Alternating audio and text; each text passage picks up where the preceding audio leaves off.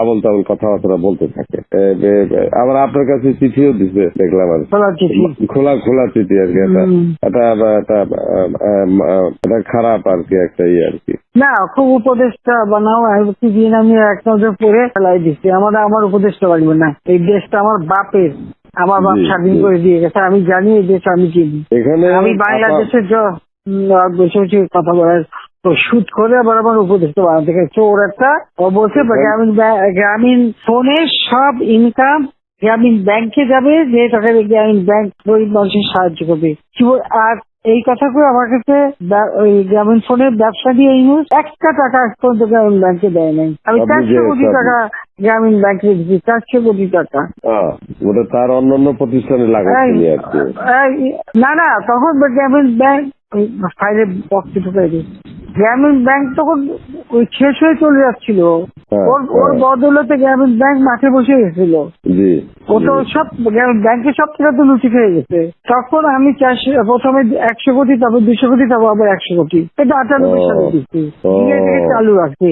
তখন এই গ্রামীণ ফোনের ব্যবসা ছিল। এই ব্যবসাটার থেকে যে লাভটা হবে সেই টাকাটা চলে যাবে গ্রামীণ ব্যাংকে, রেগুলার গ্রামীণ ব্যাংকে একটা সোশ্যাল ইনকাম থাকবে। এই বলে ব্যবসা নিয়ে তখন যখন ব্যবসা নেই, তোমার বলে রাখি, যদি কোনদিন প্রশ্ন ওঠে বলতে পারবা, 51% মালিক হলো বাংলাদেশ আর 49% হলো নরওয়ে কোম্পানি।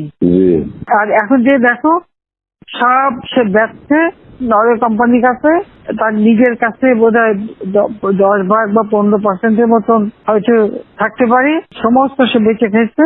আর একটা টাকা কোনোদিন গ্রামীণ ব্যাংকে এখান থেকে দেয় নাই। আর আমরা সবচেয়ে বেশি ফ্যাসিলিটি তাকে দিচ্ছিলাম, রেলওয়ে, ফাইবার অপটিক ব্যবহার থেকে শুরু করে সবকিছুতে তাকে এক্সট্রা সুযোগ দেওয়া হয়েছিল। ওইভাবেই তো গ্রামীণ ফোনটা তো অন্যদের থেকে সে সবচেয়ে বেশি সুবিধা পাইছে। ওর একটা রক্ত চুষে খাইছে সব।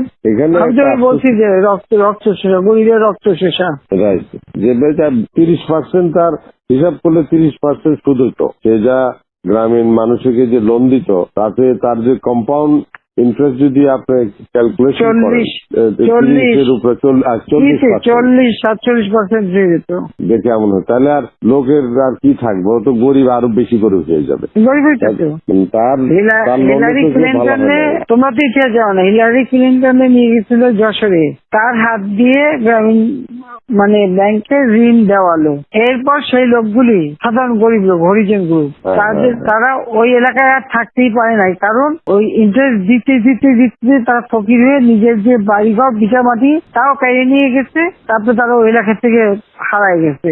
দেন আমি খুঁজছি, একজনের পাশে খাগড়াছড়ি, সেখানে যে এসে কাজ করে খায়, আর একজন বোধহয় নীলফামারী নদী আসবে কোথায়, যে এরা ওই পরিবার সদস্য ওই এলাকা থেকেই হারাই গেছে।